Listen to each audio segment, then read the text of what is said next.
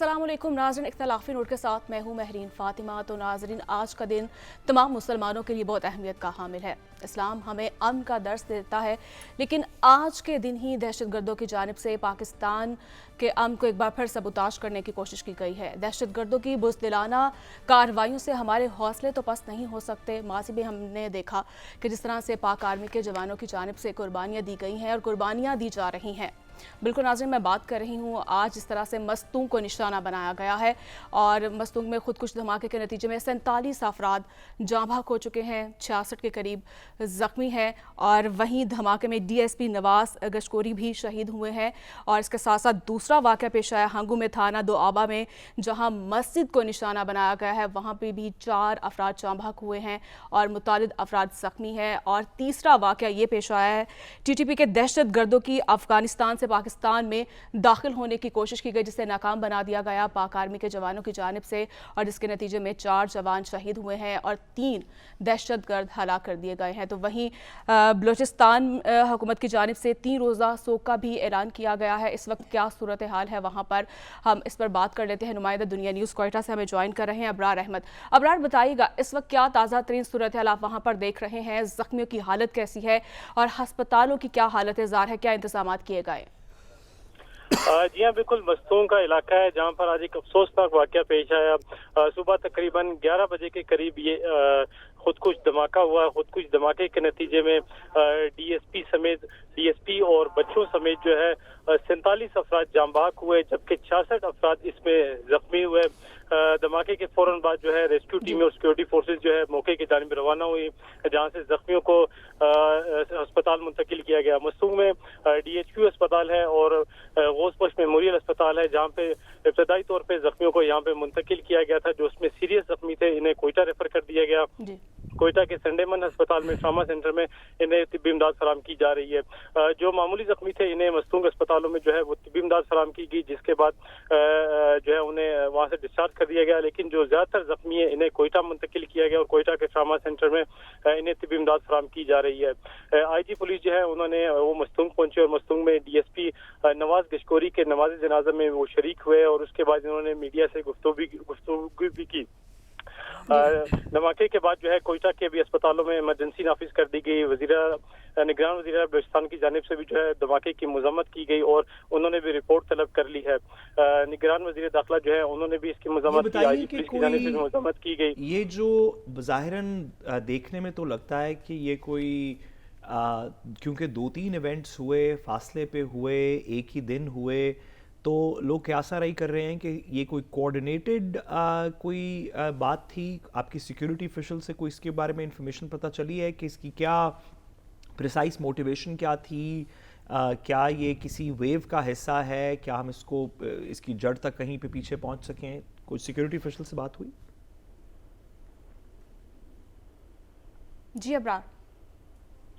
जी, इस तरह है कि आज जैसे ईद मिलादुन्नबी था तो सिक्योरिटी खदशात की वजह से कोयटा में मोबाइल सर्विस बंद की गई थी और कोयटा में सिक्योरिटी के सख्त इंतजाम किए गए थे। जबकि मस्तूंग पुलिस है उसका भी इस हवाले से कहना है कि उन्होंने सिक्योरिटी के प्रॉपर इंतजाम किए गए थे, लेकिन कोई वीक पॉइंट होगा जहां से एक खुदकुश हमलावर जो है वो यहाँ पे पहुंचा और उन धमाके के नतीजे में इतना बड़ा लॉस हुआ। जी ठीक है अबरार, बहुत शुक्रिया आपका। साथ साहब आपकी जानिब आऊँगी, जिस तरह से हमने आज देखा आज के दिन की मुनासबत से जिस तरह से दहशतगर्दों की जानिब से ये कार्रवाई की गई है, यकीनन हमारे जवानों के हौसले जो पस्त तो नहीं हो सकते। क्या देखते हैं आप जिस तरह से पाक आर्मी की जानिब से स्मगलिंग की रोकथाम के लिए जिस तरह से क्रैक डाउन किया जा रहा है, क्या ये वाकई उसका रद्द अमल है या फिर दुश्मनों से बर्दाश्त नहीं हो रहा? देखिए, हम रोज़मर्रा की सियासत में, रोज़मर्रा के हमारे जो कौमी मसाइल हैं, महंगाई, सियासत, इसकी टांग खींच, उसके पीछे भाग, इस तरह की चीज़ों के अंदर हम अक्सर भूल जाते हैं कि पाकिस्तान के कुछ रियल इश्यूज़ हैं जो कि हम सब को इम्पैक्ट करते हैं, हमारे आने वाली जनरेशन्स को इम्पैक्ट करेंगे एक्सक्यूज़ मी। और उन मसाइल को ठीक करने के लिए पाकिस्तान के अंदर ऐसे जवान मौजूद हैं, वो पुलिस के हों, वो अफवाज पाकिस्तान के हों, वो वैसे रेगुलर शहरी हों जिन्होंने अपनी जानें दी हैं, जिनके खून का कर्ज है ये आज़ादी जिस पे हम बैठे हैं, जिनका खून इस मिट्टी में शामिल है। और हम अपनी बाकी दिनों में जब इस तरह की ख़बर हमारा दिल एक दहला नहीं देती, جب اس طرح کی خبر واپس اس ریالٹی کو ایک دفعہ ریکگنائز نہیں کروا دیتی تو ہم اپنی سیاست میں، اپنے دیگر ایجنڈاز میں، دیگر باتوں کے اندر یہ بات بھول جاتے ہیں کہ اس سب چیزوں کے باوجود آخر پہ ایک مستونگ میں ایک جوان جو کہ 26-27 سال جس کی عمر ہوگی، وہ پولیس والا ہو، وہ فوج کا ہو، وہ پکٹ پہ کھڑا ہو، وہ بارڈر پہ کھڑا ہو، یہ ہم اس کی زندگی کی بات کر رہے ہیں. یہ صرف ایک نمبر نہیں ہے کہ 4 شہید ہو گئے، 30 شہید ہو گئے، 16، یہ ہم ان لوگوں کی زندگیوں کی بات کر رہے ہیں. اور پاکستان کے اندر جس طرح پچھلے 20-25 سال کے اندر، خاص طور پہ 2001 کے بعد سے ایک وار آن ٹیرر لڑی گئی، اس کے اندر جو ہماری شہادتیں ہیں، اس کے اندر جو ایک پوری جنریشن، میری جنریشن جو جیسے ہی ینگ ہوئی، جیسے ہی کالج وغیرہ سے نکلی تو دیکھا کہ پاکستان میں صرف ٹیررزم ہو رہی ہے، اس کی ایک پوری جنریشنل فائٹ ہوئی. 20 سال بعد ہم آج کہیں جا کے اس کے اوپر قابو ہم نے پایا ہے. تو میرا نہیں خیال کہ نہ پاکستان کی قوم، نہ پاکستان کی افواج، نہ پاکستان کی دیگر ایجنسیز، نہ پاکستان کے بچے، نہ پاکستان کا میڈیا، کوئی بھی شخص بھی واپس ان لوگوں کو ہماری سوسائٹی میں جگہ دینے کو تیار نہیں. اگر کسی کا پاکستان سے باہر بیٹھ کے یہ خیال ہے کہ کیونکہ ہم سیاسی طور پہ آپس میں تقسیم ہیں، کہ ہم ایک دوسرے کے اوپر پولیٹیکل تنقید کرتے ہیں، کوئی اکنامک تنقید کرتے ہیں، انسٹیٹیوشنل تنقید کرتے ہیں، ہم کہتے ہیں اس ادارے کا یہ رول ہے، فلانے کا جوڈیشری کا یہ رول ہے، پرائم منسٹر کا یہ رول، ہم یہ روز کرتے ہیں. اگر کسی کا خیال ہو کہ پاکستان کی اس تنقید کی وجہ سے ہماری قوم تقسیم ہے اس بنیادی چیز میں جس میں ہم نے پچھلے 20 سال اپنے بیٹے بیٹیاں دیے، تو اس کو بھلیکا یہ ختم کر دینا چاہیے. پاکستان کے اندر ہم آپس میں 100 باتوں کے اوپر لڑ سکتے ہیں، ہم 100 باتوں پہ ایک دوسرے سے ڈس ایگری کر سکتے ہیں، لیکن جب سالمیت کی بات آئے، جب پاکستان کی بات آئے، جب ہمارے جوانوں کے خون کی بات آئے، تو کوئی کسی پولیٹیکل پارٹی کا نہیں ہے. ہم سب پاکستانی ہیں اور ان ٹی ٹی پی والوں کو منہ توڑ جواب دیں گے. بالکل منہ توڑ جواب دیں گے. عادل صاحب، آپ کی جانب آؤں گی. جس طرح سے افغانستان حکومت ایک طرف دعویٰ کرتی ہے کہ پاکستان پر حملوں کو حرام قرار دیتی ہے، اور اس طرح سے ٹی ٹی پی قدم کے دہشت گردوں کا پاکستان کی سرحد میں داخل ہونا، تو افغانستان حکومت کر کیا رہی ہے؟ کیوں اقدامات نہیں کر رہی؟ کیوں نہیں کارروائی کی جا رہی ان کے خلاف؟ دیکھیں، افغان طالبان مکمل طور پر ناکام ہیں وہاں پہ ٹی ٹی پی اور داعش کو کنٹرول کرنے میں، لیکن کچھ مسائل جو ہیں وہ اس وجہ سے ہیں، بلکہ جو اصل ہماری سیکیورٹی اور ہماری جو معیشت کو اس وقت درپیش چیلنجز ہیں، اس کی بڑی وجہ ہماری جو بارڈر مینجمنٹ ہے، اور وہ فیصلے جو ہمیں برسوں پہلے لے لینے چاہیے تھے وہ ہم نے نہیں لیے. اور وہ اس لیے نہیں لیے کہ ہمارے جو افغان بھائی ہیں اس بھائی چارے کی وجہ سے، کہ ایک لینڈ لاک کنٹری ہے، اور افغان ٹرانزٹ ٹریڈ کی مد میں بھی ہم جس طرح سے بھگت رہے ہیں، اور جس طرح سے ہم نے وہاں پہ پاسپورٹ اورینٹڈ انٹری ختم کر کے ان کو جسٹ ایک تذکرہ پہ اور ایک بڑے معمولی سے پرمٹ پہ ہم لاکھوں افغانیوں کو یہاں پر آنے دیتے ہیں.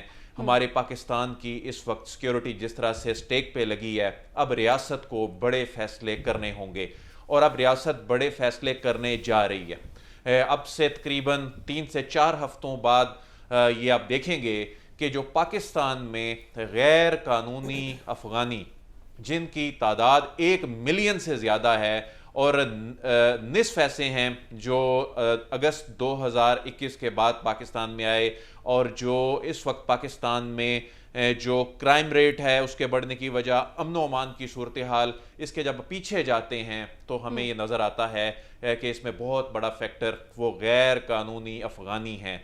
یوں تو تقریباً 40 لاکھ کے قریب ہیں، لیکن جو 1 ملین سے زیادہ ایسے ہیں جن کے پاس ویزا تو دور کی بات، پاسپورٹ بھی نہیں ہے، جن کے پاس کوئی ڈاکومنٹیشن نہیں ہے. تو آپ خود سوچیں کہ یہ ہمارے سسٹم کے لیے کتنا بڑا تھریٹ ہے. اس حوالے سے ایک تو افغانیوں کو، غیر قانونی افغانیوں کو نکالنے کے حوالے سے ریاست کچھ بڑے فیصلے کر چکی ہے.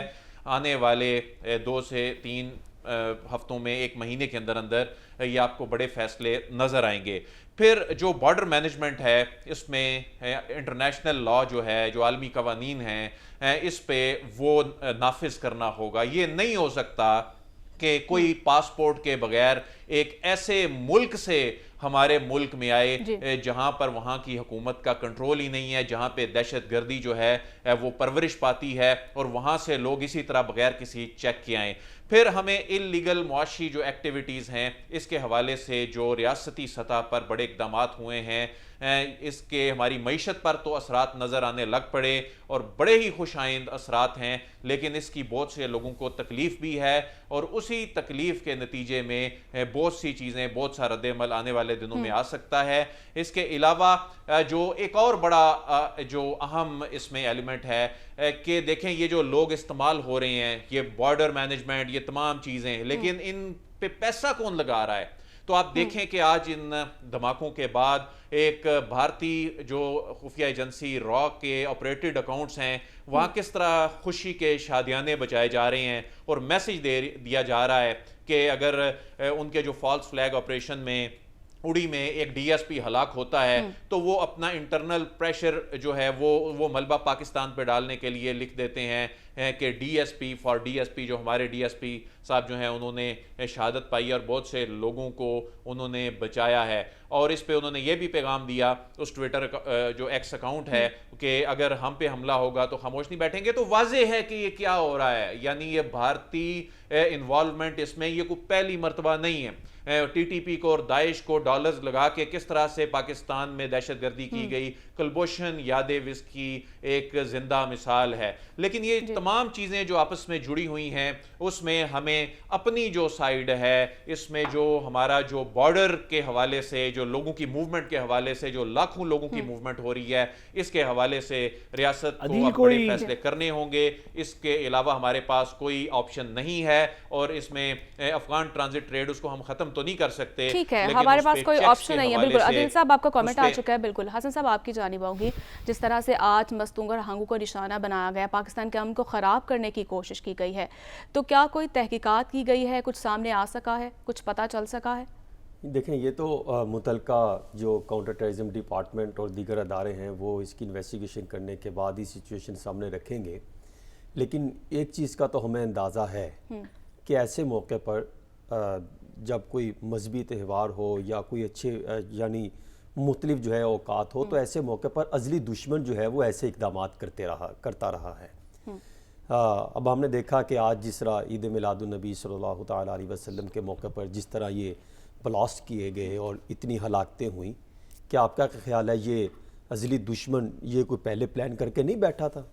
یہ ایسے تھا کہ جس طرح انہوں نے ایک موقع پر لا کے یہ اقدامات کرنے ہیں, ان چیزوں کو ٹارگٹ کرنا ہے. اس کے اگر آپ اس کی تھوڑی سی ماضی میں جائیں تو آپ کو اندازہ ہوگا کہ جب بھی جو ہے بلوچستان کے حوالے سے مثبت ریاست جو ہے وہ پیش رفت کا آغاز کرتی ہے کہ پاکستان کی سیکیورٹی کو بہتر بنانے کے حوالے سے, تو اس وقت جو ہے وہ ازلی دشمن یا تو ٹی ٹی پی کو استعمال کرتا ہے یا داعش کو استعمال کرتا ہے. ڈالر کے عوض کس طریقے سے ان کو جو ہے وہ پلانٹ کیا جاتا ہے.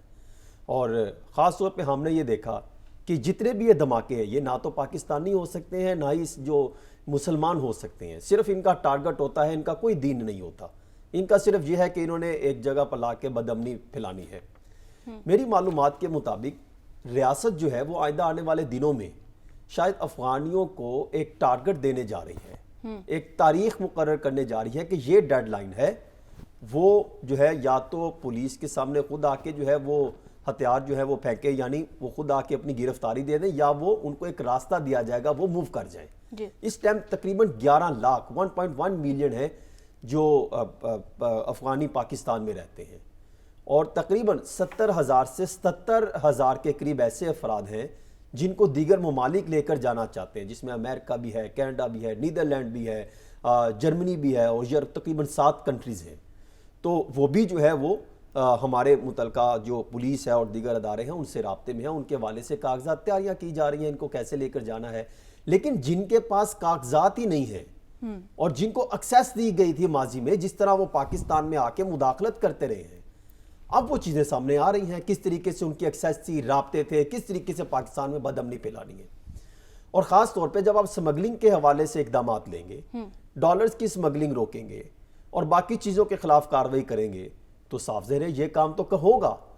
اور اس دفعہ میں نے اپنی عمر میں پہلی دفعہ اپنے جو ہے دوران صحافت یہ چیز دیکھی ہے کہ پہلی دفعہ اتنا سٹرانگ پوزیشن پہ ریاست جو ہے اور حکومت ایک پیج پر آ کر جو ہے وہ ریاست بچاؤ مہم پر جو ہے اس کا آغاز کر چکے ہیں، جس میں ڈالرز کی سمگلنگ روکی جا رہی ہے، دیگر چیزوں کی سمگلنگ روکی جا رہی ہے. ایک لمبی فہرست ہے، 33 اشیاء جو بڑی اشیاء تھی جو سمگلنگ کی جاتی تھی، جس میں پیٹرول تھا، پتہ نہیں کیا کیا چیزیں تھی.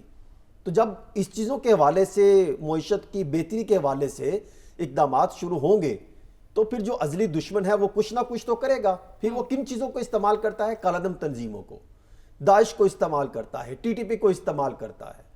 اور آپ نے ماضی میں دیکھا جب ضرب ازد شروع ہوا تھا، رد الفساد شروع ہوا تھا، تو کتنے بڑے پیمانے پر دہشت گردوں کا قلقمہ کیا گیا تھا. اور پھر کیا ہوا؟ اب وہی افواج پاکستان جنہوں نے اپنی جانوں کا نذرانہ پیش کیا، جوانوں نے، اور پھر آج بھی وہی نذرانہ پیش کر رہے ہیں اور پاکستان بچانے کے لیے جو ہے وہ فرنٹ فٹ پر آٹ کر کھڑے دکھائی دیتے ہیں. اور میرے خیال میں پاکستان بھی اب ریاست اور بالکل ساتھ کھڑے دکھائی دیتے ہیں کہ جو ازلی دشمن، جو اس کے پروپیگنڈا ہے، جو وہ چاہتا ہے پاکستان کو جو ہے وہ بدنام کرنے کے لیے، بدامنی پھیلانے کے لیے، سب سے بڑی چیز کہ اندرونی اور بیرونی جو رابطے ڈیولپ ہو رہے ہیں اس میں بدامنی پھیلانے کے لیے، اس کو ڈی ٹریک کرنے کے لیے جو ہے وہ اس کام پر فوکس کیے دکھائی دیتا ہے. یعنی دشمن کے اونچے ہتھ کنڈوں سے یقیناً ہمارے اور پاک آرمی کے حوصلے جو پست نہیں ہونے والے ہیں.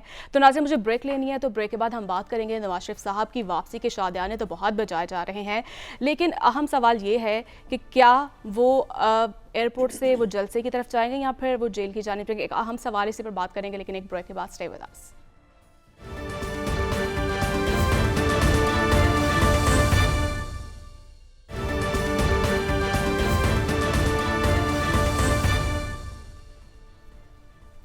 ویلکم بیک ناظرین، اور بات کریں گے اس وقت مسلم لیگ نون کے لیے سب سے بڑی مشکل یہ ہے نواز شریف صاحب کی واپسی، اور اس کے بعد ہے عوام میں مظلومیت کا بیانیہ مقبول بنانے کی جو کوشش کی جا رہی ہے. اور نواز شریف صاحب کی واپسی 21 اکتوبر کو بتائی جا رہی ہے، لیکن اہم سوال یہ ہے کہ کیا وہ جیل جائیں گے یا پھر وہ ایئرپورٹ سے جلسہ گاہ میں جائیں گے. اور اس کے بعد اگر ہم دیکھیں تو مریم صاحبہ بھی لندن سے واپس آ چکی ہیں، شہباز شریف صاحب بھی واپس آ چکے ہیں، کافی خاموش دکھائی دے رہے ہیں، اور نواز شریف صاحب بھی کافی خاموش ہیں. لیکن جاوید لطیف صاحب کہہ رہے ہیں کہ 9 مئی کے دہشت گردوں کے لیے لیول پلینگ فیلڈ نہیں ہونی چاہیے. انہوں نے کچھ گلے شکوے کیے، وہ پہلے سن لیتے ہیں.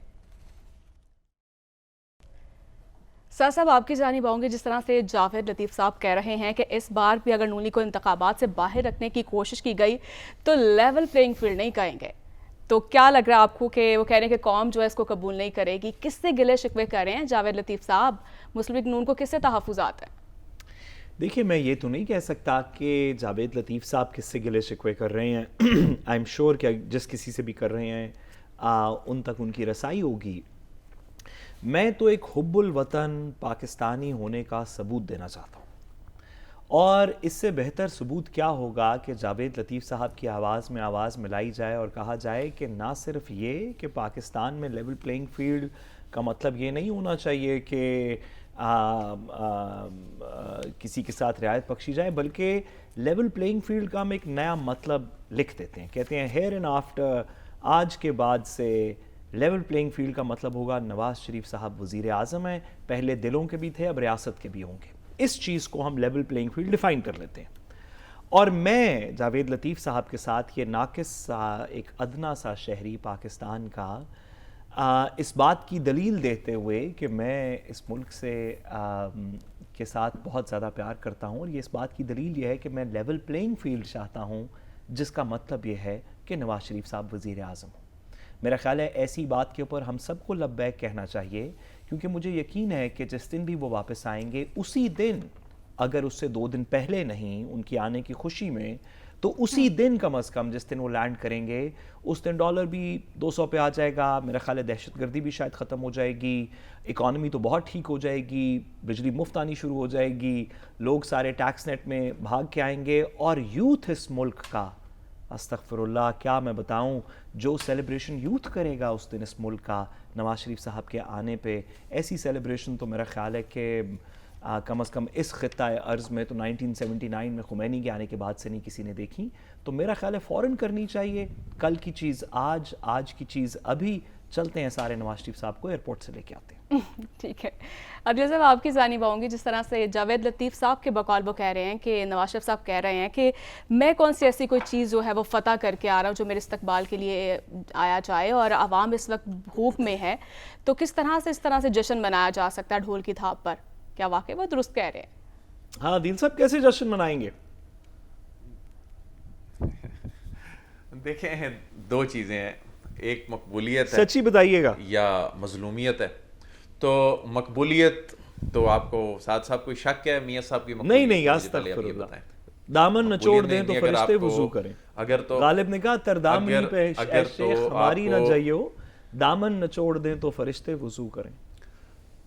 अगर तो आपको शक है कि उनकी मकबूलियत वाकई ही इतनी नहीं है कि जी वो आएंगे एयरपोर्ट पे कोई लेने नहीं आएगा, यानी आप ये समझ रहे हैं कि नहीं मुझे शक नहीं है, मैं तो आपके साथ जाना चाहता हूँ। आप गाड़ी चलाएंगे, मैं साथ चलूंगा, हसन को भी साथ कर लेंगे इकट्ठे तरला मिनता के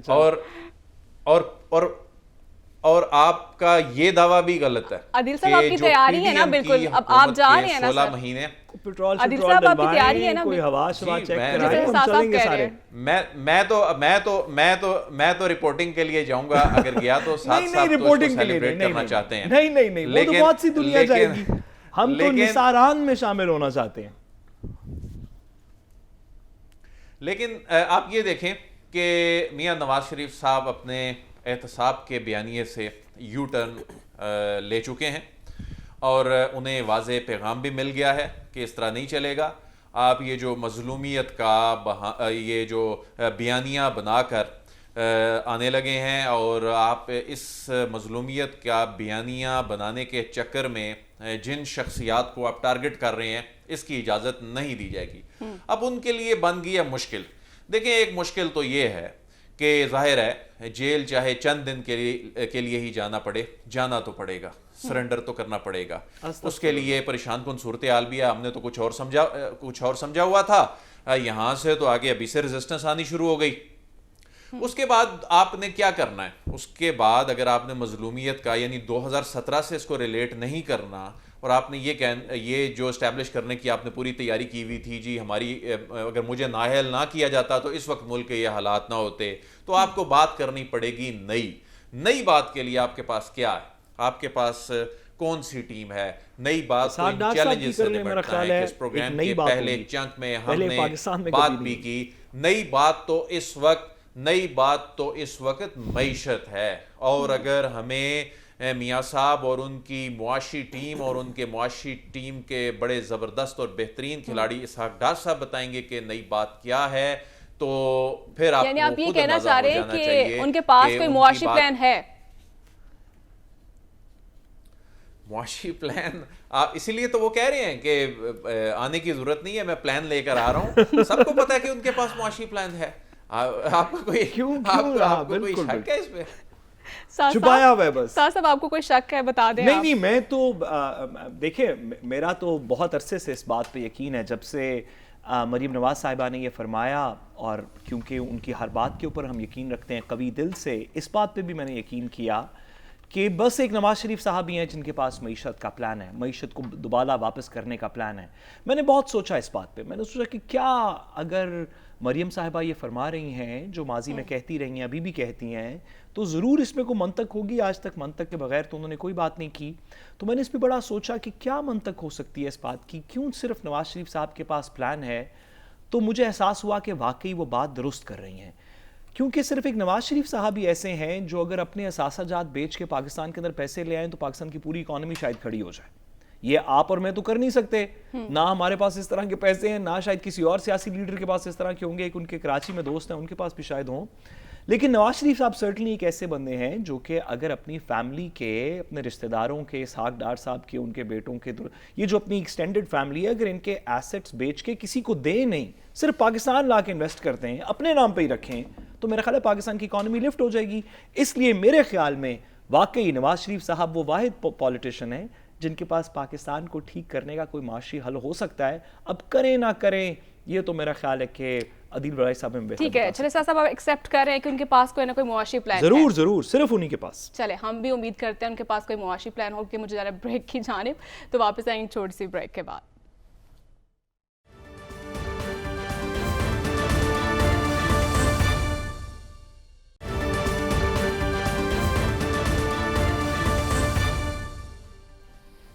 वेलकम बैक नाज़रीन। और हसन साहब, आपकी जानिब आऊँगी, क्या नवाज शरीफ साहब की वापसी नून लीग की सियासत में जान डाल सकेगी?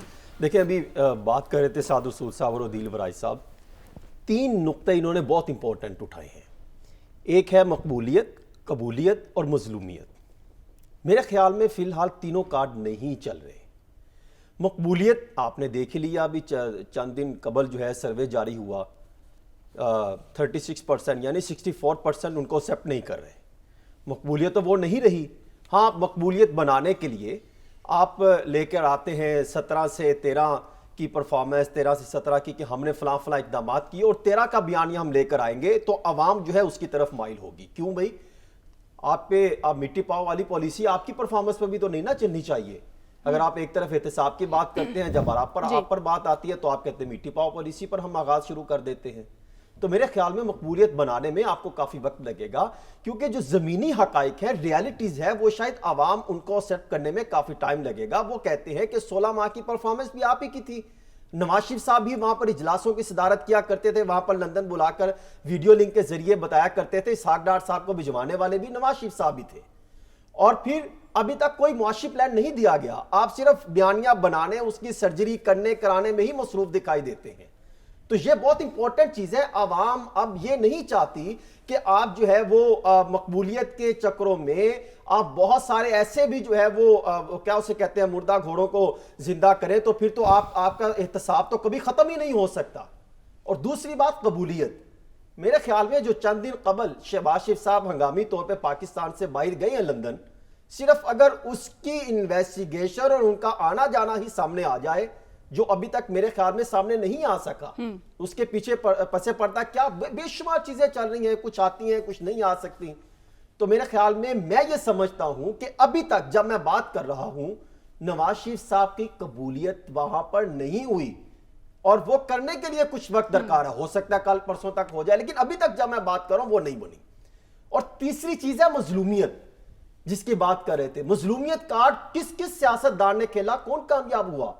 सवाल सिर्फ आवाम ये पूछती है कि आप 50 रुपए वाले स्टाम्प पेपर पर पाकिस्तान से बाहर गए थे इलाज करवाने, पहले बता दीजिए। यहां पर मजलूमियत कार्ड नहीं चलेगा। यहां पर बताएं कि किस इसके पसे पर्दा कौन सी डील थी, कौन से अनासिर थे, क्या चला था। और फिर अगर आप इलाज करवाने के लिए गए थे तो कहां पर इलाज हुआ, वो क्यों चीजें सामने नहीं आ सकी? मैं अदील से एक बात करना चाहता हूं, वो ब्यूरो चीफ है, मैं कहना चाहता हूं यार ये हसन को तो फायर कर दे। फिर ये बताइए किस तरह के सवाल पूछ रहे हैं? क्या वहां पर जब गए आप इलाज करवाते रहे? इलाज ऐसा हुआ कि आपने यूरोपियन कंट्रीज के भी दौरे किए, कतर भी गए, सऊदी अरब भी गए, पाकिस्तान नहीं आ सके।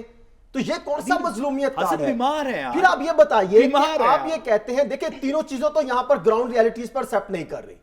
अवाम अब ये नहीं चाहती कि आपकी मकबूलियत हो, कबूलियत हो, मजलूमियत वाला कार्ड चले। अवाम कहती है हमारे लिए क्या लेकर आ रहे हैं? बिल्कुल। आप क्या यहां पर आइए, पहले अपना जेल जाइए, अपना एहतसाब का अमल शुरू अपने से आगाज करें, फिर जो है मामला क्लैरिटी की तरफ आए, फिर मामला आगे चले। ये कहना कि आप पाकिस्तान का प्रॉपर मुआशी ढांचा आप आके तैयार करेंगे, एक निजाम बनाएंगे, भाई आपसे आने से पहले एक SIFC का आगाज हो चुका है। ये शायद सियासतदानों को, मैं वो जुमले नहीं इस्तेमाल करना चाह रहा, ये उनको पहले कर लेना चाहिए था। ये वो स्टेप लिया है हमारी अफवाज पाकिस्तान ने कि जो सियासतदानों को लेना चाहिए था। फिर वो कहते हैं, आपको पता है ये जो सर्वे आया है पाक फौज नंबर 1 पे, क्यों अवाम इसलिए इन पर एतमाद करती है कि क्योंकि वो जिस काम को हाथ डालते हैं वो पाया तकमील तक पहुंचाते हैं। चाहे वो दहशतगर्दी का नसूर खत्म करना हो, चाहे आपने बॉर्डर पे कंट्रोल करना हो, चाहे मुआशी सिस्टम को बेहतर करना हो। देखें SIFC का आगाज किया, मैं आपको चैलेंज करके कहता हूं कि ये पाया तकमील तक इसलिए पहुंचेगा, जो कोशिशें हो रही हैं इसी तरह अगर जो है वो चलती रही तो पाकिस्तान मुआशी लिहाज से तो बेहतर हो जाएगा। तो फिर आप ये क्रेडिट भी नवाज शरीफ साहब आप लेना चाहते हैं? कोई खुदा का खौफ करे।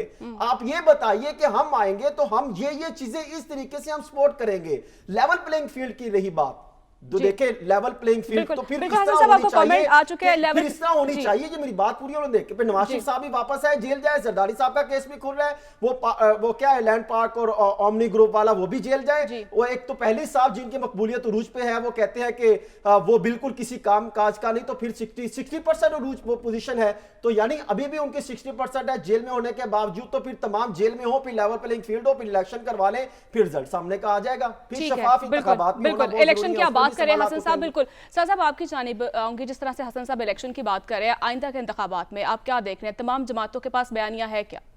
देखिए, मैं तो सबसे पहले हैरान मुझे तो बहुत ज़्यादा हैरानी हो रही है, मैं हैरत ज़दा हूँ कि अदील साहब ने मेरी बात को सीरियसली नहीं लिया। हसन ने बड़े सीरियस सवाल पूछे। इस तरह के सवाल जो पूछना मेरा ख्याल है कि बनता नहीं है, और जल्द से जल्द अगर हम हसन को किसी तरीके चुप करवा सकें तो इस मुल्क और कौम की काफ़ी बेहतरी होगी। जो आपने पूछा कि लोग क्या करेंगे, तो इसके अंदर क्या दो राय हैं? लोग झोंक दर झोंक जाएंगे और नवाज शरीफ साहब के लिए वोट करेंगे। सब लोग सुबह उठेंगे, तैयार होंगे, एक दूसरे को न्याज़ें श्याज़ें भेजेंगे, शुक्राने के नफल पढ़ेंगे और नवाज शरीफ के लिए जाके वोट करेंगे। डूबा है उसको आप कहां से ओहो, सब नवाज शरीफ, आप तो जानते ही हैं। वो चाहे सब सियासतदान बिल्कुल, देखें, साहब, देखें जी, हम क्विक आंसर देखें, मुझे- बस एक जुमला, जो यूथ बड़ी हुई है वो हुब्बुल वतन है हसन, वो नवाज शरीफ के लिए वोट करेगी यार। क्यों इस तरह के शक कर रहे हैं उनके ऊपर? आप इलेक्शन तो कॉल करें, आप देखें ऐसा रेला, उन्होंने ऐसा रेला चलेगा, करना है, वो ओहो सब आएंगे। ठीक है, अदील साहब आपकी जानिब आऊंगी। आप क्या राय रखते हैं इस वक्त, क्या बयानी है तमाम सियासी पार्टियों अदील के साहब पास? ऐसे ही होगा ना? देखें, बयानिया से ज़्यादा निज़ाम का इम्तिहान है कि ये किस तरह ट्रीट करेगा उन्हें। जो इस निज़ाम को 50 रुपए के स्टाम्प का लारा लगा के गए, अब वो वापस आते हैं, वो गिरफ्तार नहीं होते, जाके जलसा करते हैं, वज़ीर-ए-आज़म बन जाते के हैं, बाद अगले दिन अदालत जाते हैं। और वज़ीर आज़म तो चलें, अवाम ने बनाना है, अगर बनाएंगे, लेकिन पहले इस सिस्टम को, इस निज़ाम का जो है वो इम्तिहान है। फिर ये जो लेवल प्लेइंग फील्ड की बात की जा रही है ना, ये जो सियासतदान कह रहे हैं कि जी लेवल प्लेइंग फील्ड देखें ना, होगी, सबके केसेस खुल गए, ये कोई इन्होंने बनाई है, ये तो जाते हुए बंदियाल साहब फैसला सुना गए, और इनके लिए तो इन्होंने तो कुछ और उम्मीदें लगाई हुई थी उस कानून के साथ कि 1985 से लेके बाद के तमाम केसेस खत्म होने, बल्कि मुझे तो लगता है कि इन्होंने बाद में कहना था वो जो कुछ लोगों से अगर कोई रकम ली भी गई है कौमी खजाने में, वो भी वापस करें। वो तो इस हद तक उम्मीदें भी शायद लगा कर बैठे हुए थे। अब ये कह रहे हैं, देखें जी लेवल प्लेइंग फील्ड बन गई, लेवल प्लेइंग फील्ड ऐसे नहीं बनी। ये आने वाले कानून बन जाना आने वाले तमाम सियासतदानों के लिए, बिल्कुल नहीं, सिर्फ नवाज शरीफ साहब के लिए नहीं सर, तमाम सियासतदानों के लिए इक्वालिटी होनी चाहिए। बिल्कुल सर, प्रोग्राम का जो है वक्त वो खत्म हो चुका है। बिल्कुल, अब मजलूमियत का लिबादा जो वो नहीं चलेगा, और अब यकीनन इक़दाम करने होंगे। और एक सर्वे के मुताबिक तमाम अवाम का जो है वो एतबार उठ रहा है सियासतदानों से। अब इस हवाले से जो है मज़ीद इक़दाम की भी मज़ीद ज़रूरत है, इस पर भी मज़ीद हम बात करेंगे कल के प्रोग्राम में। इसके साथ मुझे इजाज़त दीजिए, अल्लाह के बाद।